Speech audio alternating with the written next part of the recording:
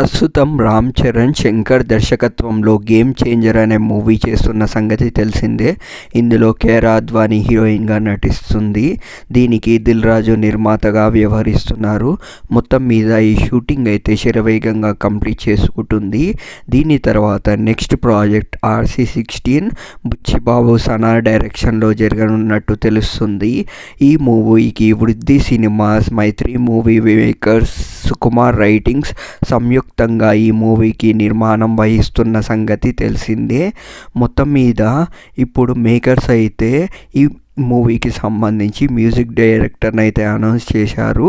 ఈరోజు AR Rahman birthday సందర్భంగా అతని పేరు అనౌన్స్ చేశారు. సో ఏఆర్ రెహమాన్ RC16కి మ్యూజిక్ అందిస్తున్నారు. మొత్తం మీద ఈ షూటింగ్ అయితే త్వరలో ప్రారంభం కానున్నట్టు తెలుస్తుంది.